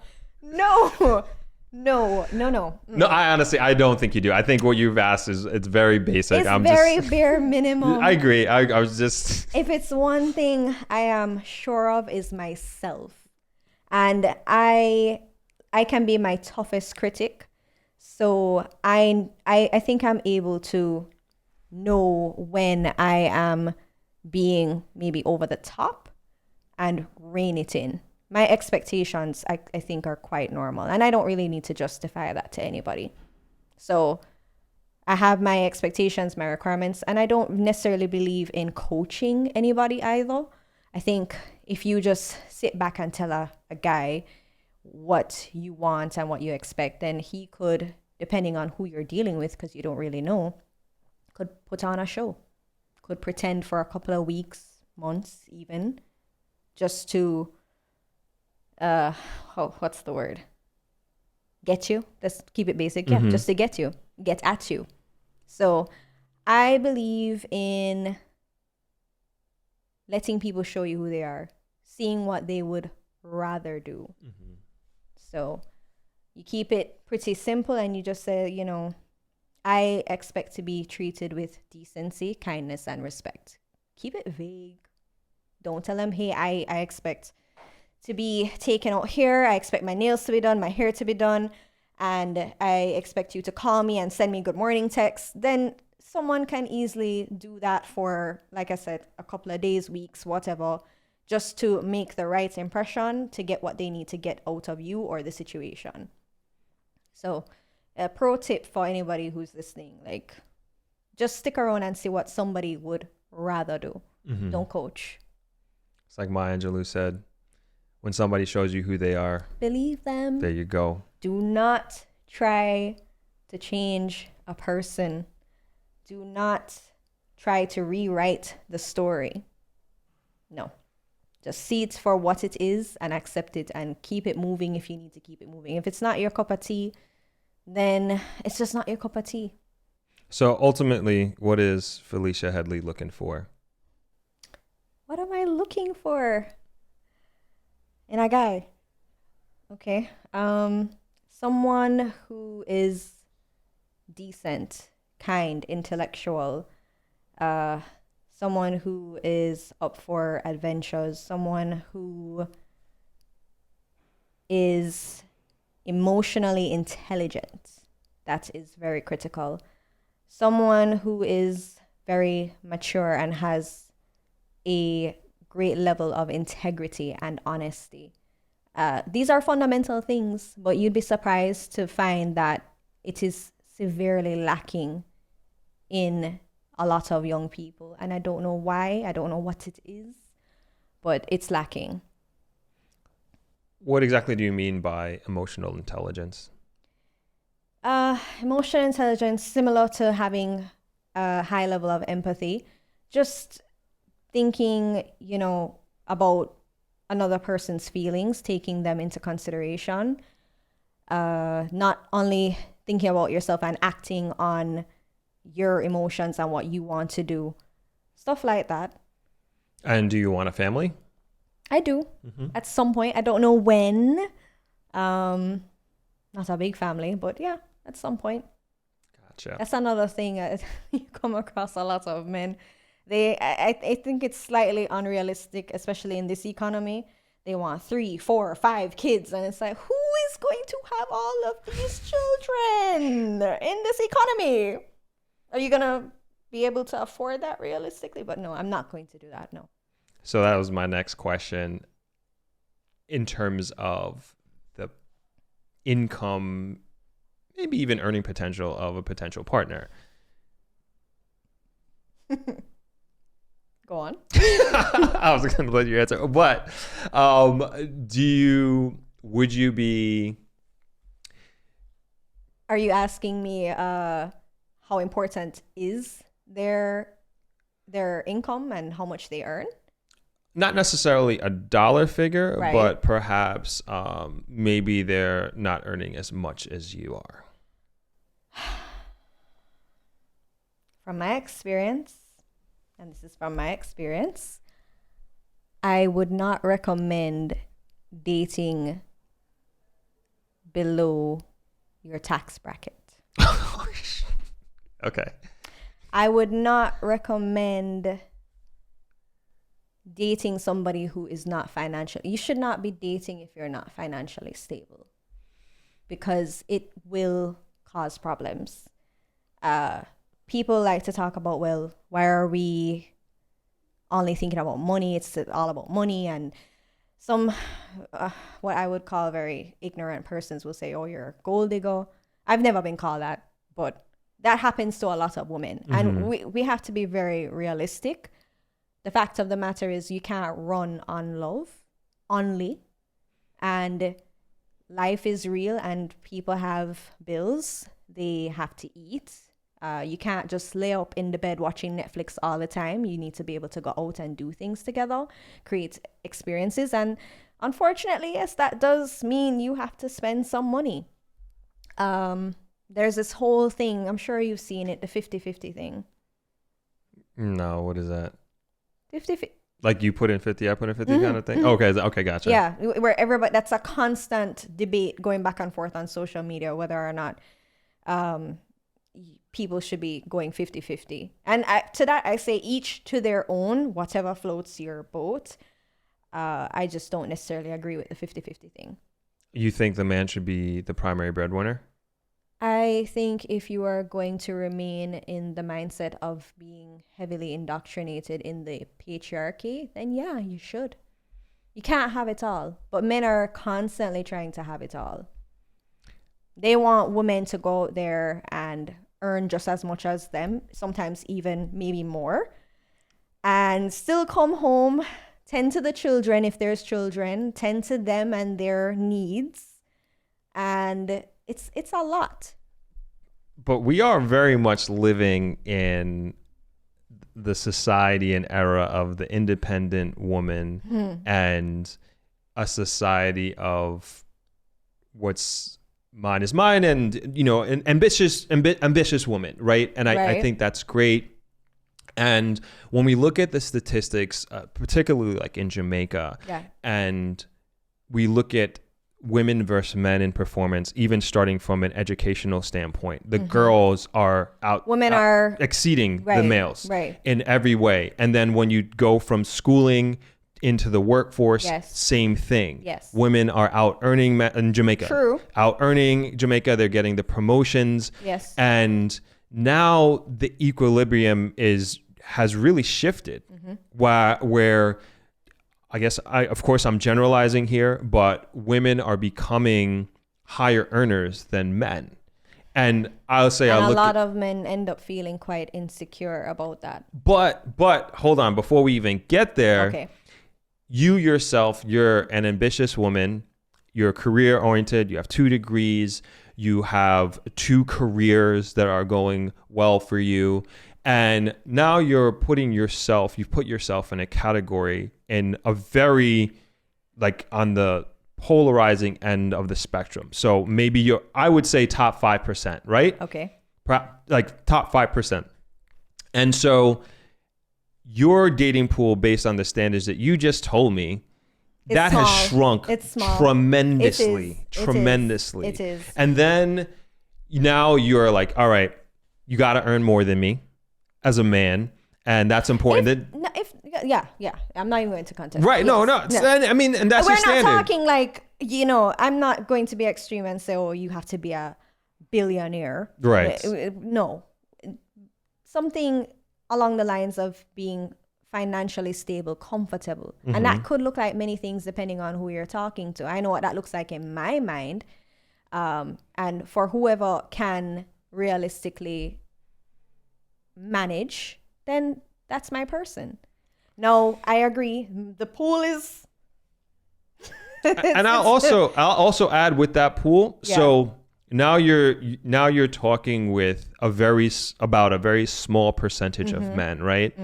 And those men have their standards as well. They have their standards because they know that they are a catch in their own right. They are in demand. You are absolutely right. And what I have been telling myself, because I've come to terms with that very real reality, what is meant for me will not pass me by. I like that. And I have to stay very strong and firm in that belief system, because as you get older as a woman, there is something that develops. It's scarcity mindset. And if you lean into that, then you can end up finding yourself in a precarious situation where you end up settling for something and someone that just isn't a good fit. And that's me putting it very nicely. That's something I don't want for myself. And for me, what I think is important, and I would want to say this to many other women, because I know that they are facing the same thing, get really comfortable with yourself.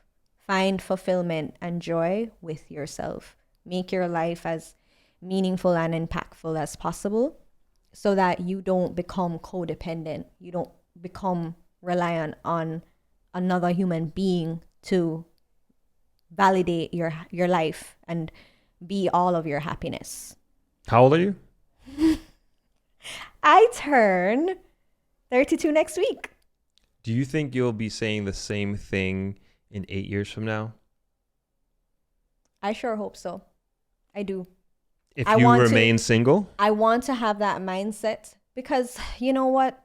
The alternative, and this happens with a lot of women, and this is where it can get a little dark. You can find yourself in, like I said it earlier, precarious situations. And let me get specific. You can find yourself in a very toxic, even abusive relationship. A lot of persons are in that type of situation. Some are not even aware of what they're in. And that's something that I would absolutely want to avoid, no matter what the cost. So it's not to say that I'm going to be closed off. I will always remain open and receptive to love and a happy and healthy, sustainable relationship. But at the same time, I think good use of judgment and discernment is always critical. For sure. And of course, that's an extreme example, but it's a very real world example. No, real. I agree. Yeah. I totally agree. I think a lot of people downplay just how much it happens. And people don't look at certain things as toxic or even abusive. They just see it as the norm even. So the context in which I asked that was more so in the sense of career-driven woman like yourself, right? Perhaps shrinking their pool down so low that they're passing by and letting go potential suitors based on X standards that you may have, right? And so, and the fear of abuse and the fear of being in a toxic relationship aside, and of course, like you maintaining your presence of mind, making sure that you don't put yourself in positions like that jeopardize your health and your wellness. But again, that aside, but also at the same time, part of the equation, like, again, will you maintain that in 8 years from now when you're 40? And then a follow-up to that, or an addition to that, is have you talked to women who are single in their 40s, and I would say even in their 50s? Yes, okay. I have. The few women that I do surround myself with in that age group, some of them are single, and yes, they still have that desire for a partner, but if it means sacrificing other things, such as, like you said, your mental and emotional health, even your physical health, no, you're going to choose you at the end of the day. Absolutely. And that's what matters. You have to put yourself first. So coming back to your question, will I feel that way in several years from now? Knowing who I am as a person, yes. I'm always going to put me first. And I'm always going to have my best interest at heart. You know, even if it means staring in the face of, well, I'm going to sit alone for a minute or two, you know, figuratively speaking. That's okay. Like I said, you can... The wonderful thing about women is that we're able to build a sense of community with each other. Whereas men can be lone wolves. But you can find community, you can find joy, you can find family with friends, you can do all of that. You don't have to just rely on having a romantic interest to, you know, make your life meaningful. I think we've been conditioned to believe that, especially us as women, as young girls. I know for us, well, not that my mother ever pushed this on me. And we spoke about this the other day, but I think society in general has this whole thing where, all right, go to school, get your degree as modern day girls, women. And then once you've done all of that, you've gotten your little career going or you have your job, you need to focus on a family. You come across it all the time. Oh, when are you going to have a kid? When are you going to get married? Who are you seeing now? Yeah, there is that I guess you could call it peer pressure from society, but I don't subscribe to it. No, I'm going to keep moving at my pace. And like I said before, what is for me will always be for me. Oh, respect to that. Yeah. So the reason why I ask you that in 8 years, so I'm 39, and when I've gone on a few dates with women my age, and I've gone out. This was probably earlier this year. I went out on two separate dates with two. This was in New York, not here. Okay. And two separate dates with two different women that were like 38, 39. Okay. And they were both, and this was like, I'm starting to see this. They both resided to being okay with being by themselves and not having a family. And then also, hey, if I meet somebody, cool. But it's like, it's almost like they gave up. Like I would say, it's almost like they gave up. And then, would it be giving up though if they're on a date with you? Well, that's not giving up. So it gave up in the sense of like starting a family. Like it was just like, it was more so, it wasn't like this driving factor. It was like, whatever, and then I met somebody else, like a career. We never went on a date, but like just, texting, talking on dating app. And they've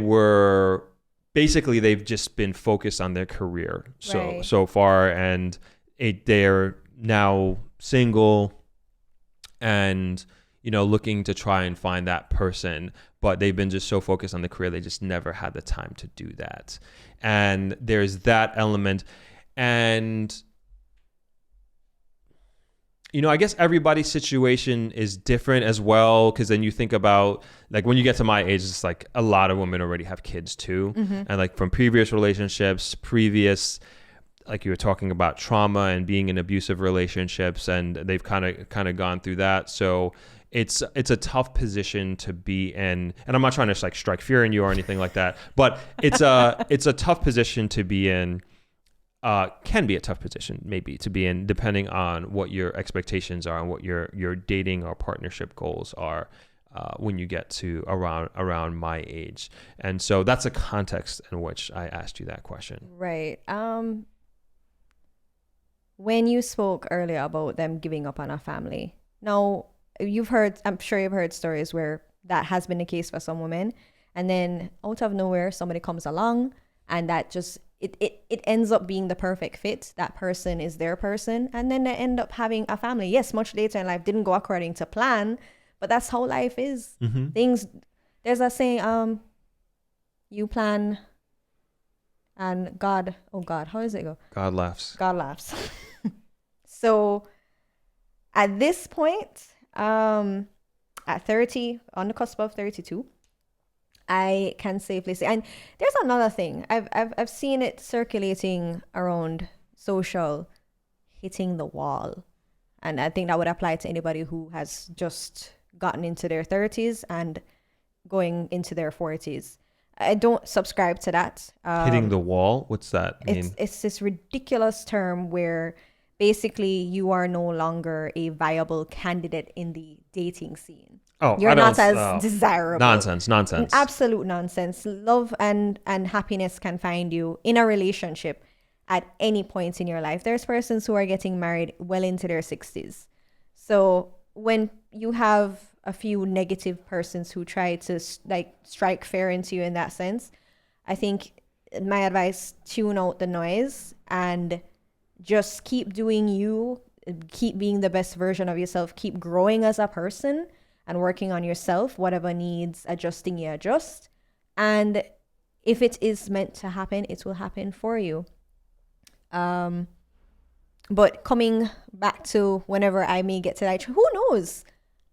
It could happen in a year from now. It could happen in 2 years from now. I don't know.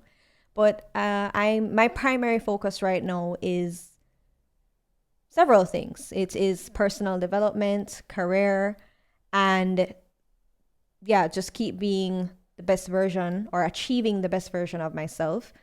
And whenever that is meant to happen, it will happen in due time. And I will keep dating. It doesn't scare me going out there. If someone is worthwhile, then I will happily get to know them. And if it's not working and it's time for that person to go, then we will go our separate ways, hopefully on respectful terms. I mean, it doesn't always end up being that way, but that's always my goal at the end of the day, that it's done in a respectful way. And are you dating now? Currently, no. But that is because I don't really get out that much. I am sure if I got out more, that would probably be a very different case.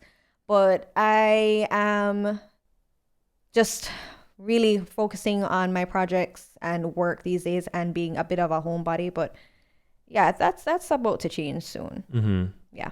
And I'm going to assume you're going to date with intention to reach those goals that you were always. Okay, cool. I do not date frivolously or casually. I that works for some people. I don't subscribe to that.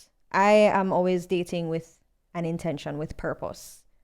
So the purpose for me is to, yes, I would love to get married at one point or at some point in my life. But overall, just to have a happy and sustainable relationship, a healthy relationship, one built on respect, trust, transparency, and lots of joy and laughter.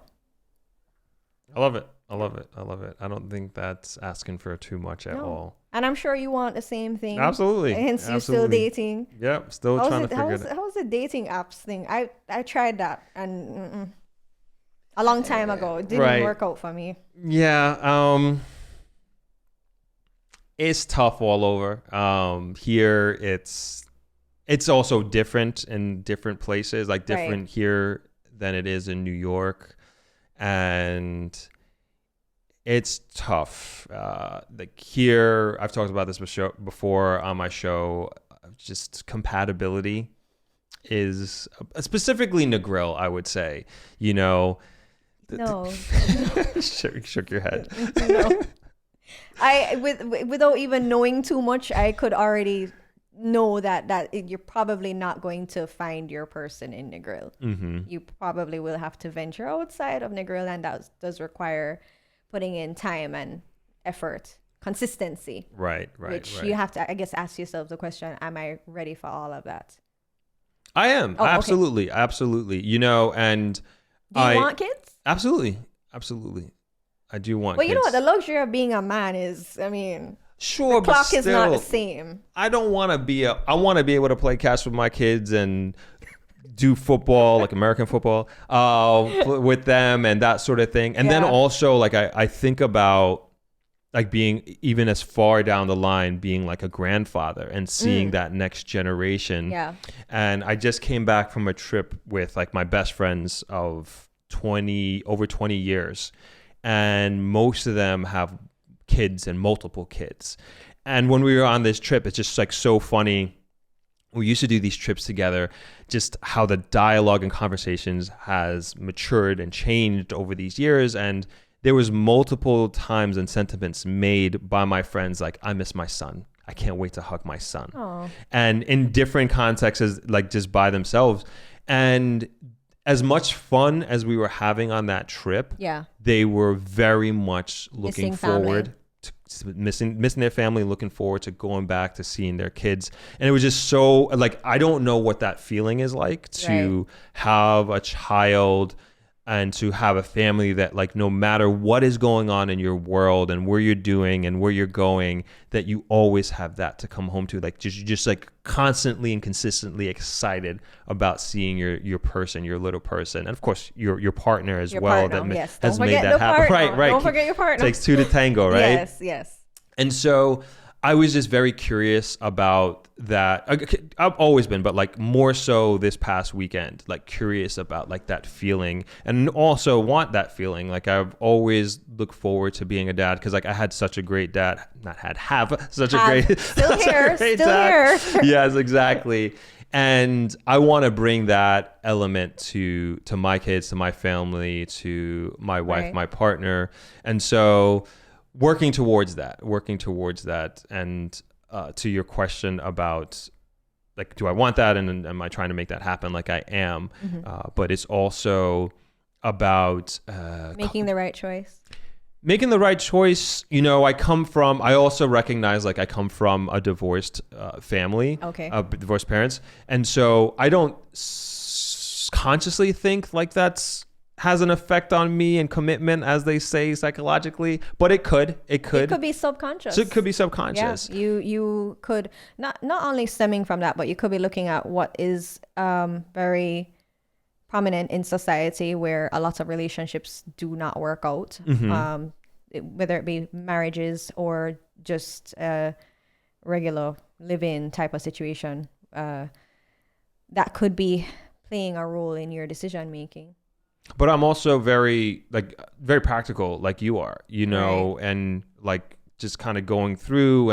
But sometimes I feel like recognize this about myself. I might be too regimented in what I'm looking for. Well, that's really honest. No, it's true. Like, I recognize that about myself, and I've gotten to the point, and this happened as I got older. I don't know if it's going to happen to you, but I become a much quicker as being like, nope, it's not going to work. See, no, that is something I do not want to end up doing. And it's not just you. It doesn't really matter the gender. It happens to people as they get older, because they become more self-aware about who they are and what they want. Right. And they're not willing to compromise on certain things, which is fine.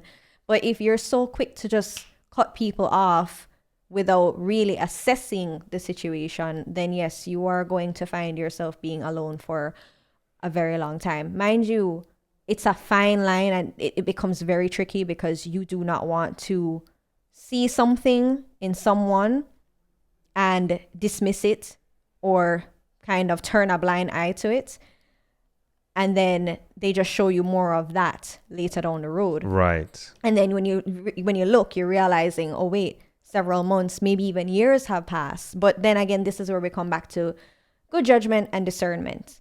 So it's a fine line, and everybody has their different opinion as to how long they think they should be dating a person for. I do agree with the sentiment of dating more than one person at a time. I don't think there's anything wrong with that. Just as long as, this is where it might get controversial.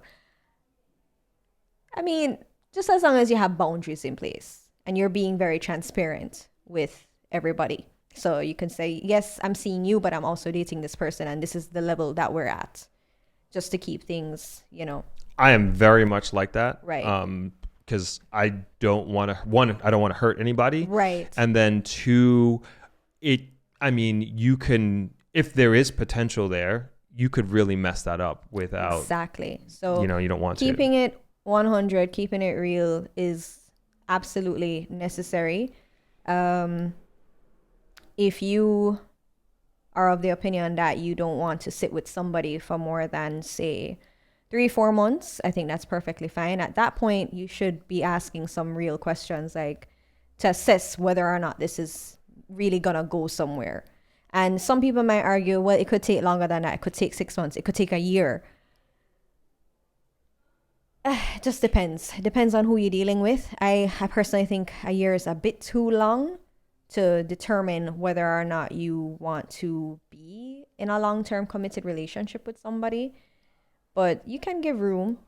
However, if you're seeing some things, some very blatant red flags, again, from my personal experience, don't think you can change a person. Don't ignore them. Don't dismiss them.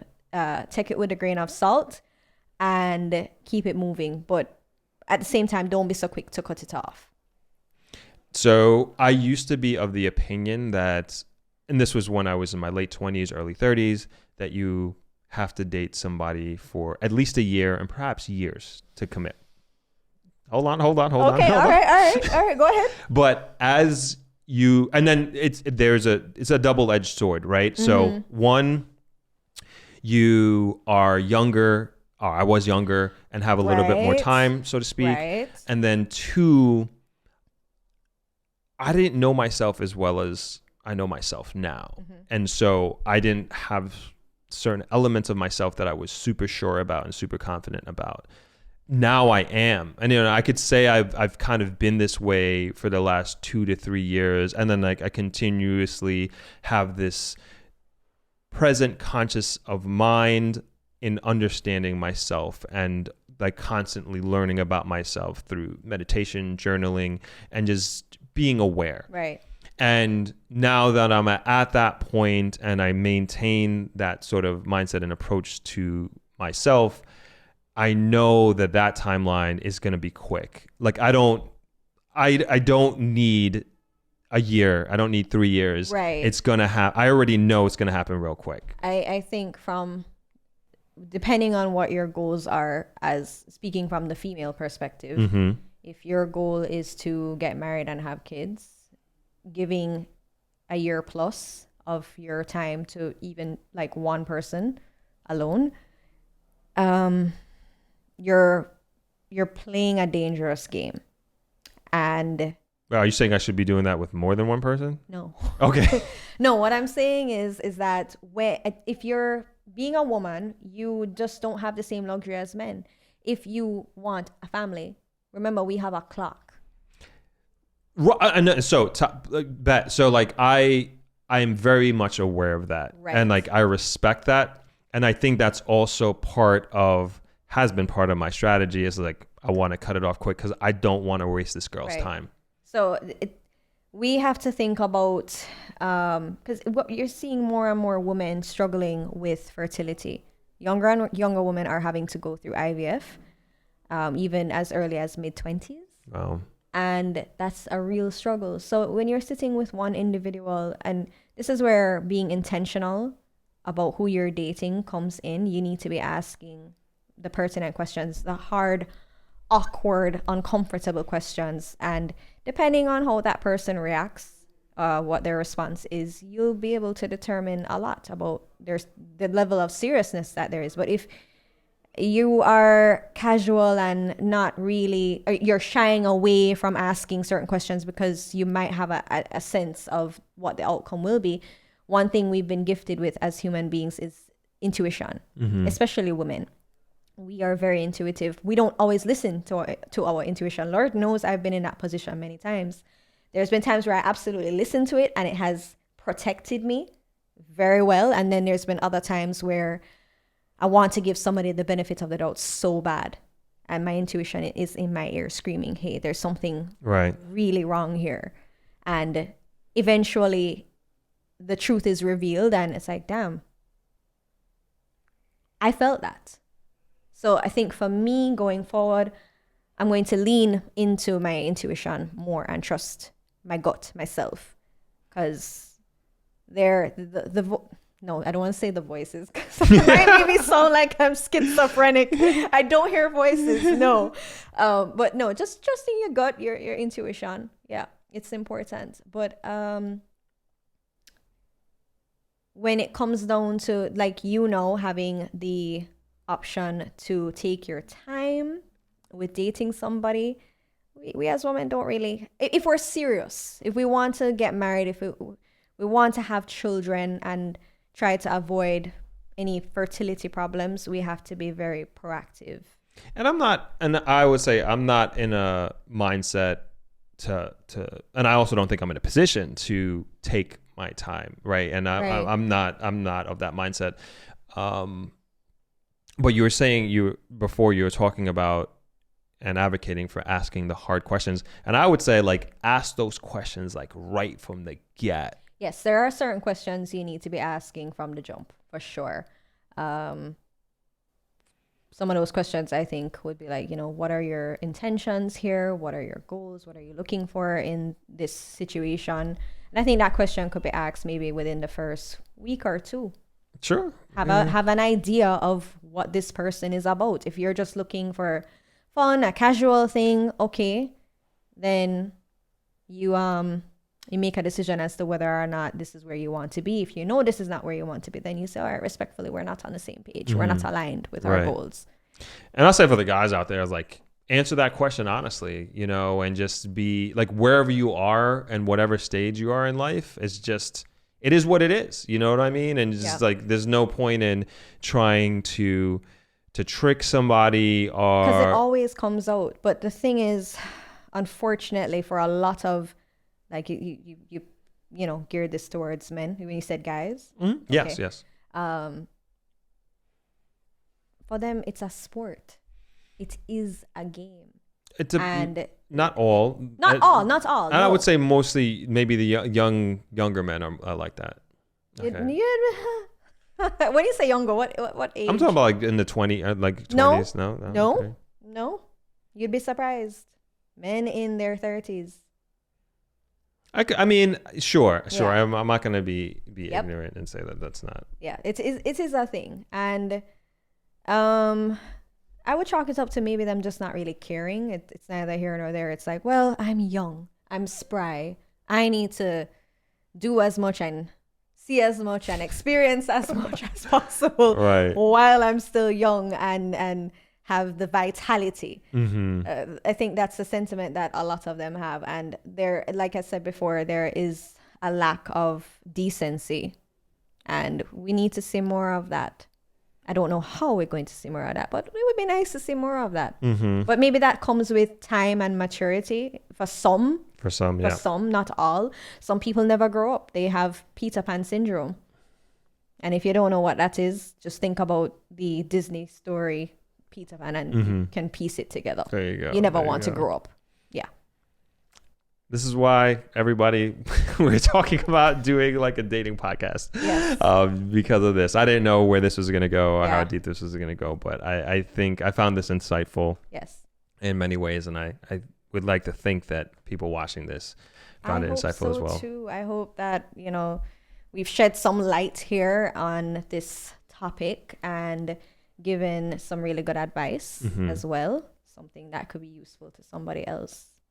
Okay. Now, in regards to your contact info as a interior stylist, as a realtor, where can people find out what you're doing and what you're up to? Wow, there's so many platforms. Okay, for starters, you can find me on Instagram. My handle is my first name, Felicia, and then is it .Headley? Yes, .Headley on Instagram. And then my email address for business-related purposes regarding any real estate matters or interior styling matters. You have 2 email addresses. I guess you could just put that in the description. Yeah, it'll be on screen. Right. And I have a TikTok page. I have a YouTube channel. I've really branched out into different things. My YouTube channel is Beyond the Gates. If you want to stay up to date with what's happening in the market, property tours, any projects I'm working on for interior decorating purposes, you can find that all on my channel. Subscribe. Yes, everybody watching this, go right now. The link to her YouTube page will be in the description, but go to her YouTube page and subscribe. You want inside info on what's happening in real estate, not only in Montego Bay, but all over, as I've seen. Her page is a great one, and she puts up a lot more frequently than I do, actually. Yeah, I try to stay on top of it. TikTok is also Beyond the Gates. Yeah. Awesome. So thank you so much, Felicia. This has been amazing, more than I could have asked for. Yes. Thank you again for having me. It's great to be back in this space, and I'm glad that you've taken such care of my work. I'm very happy. I'm proud. Yes.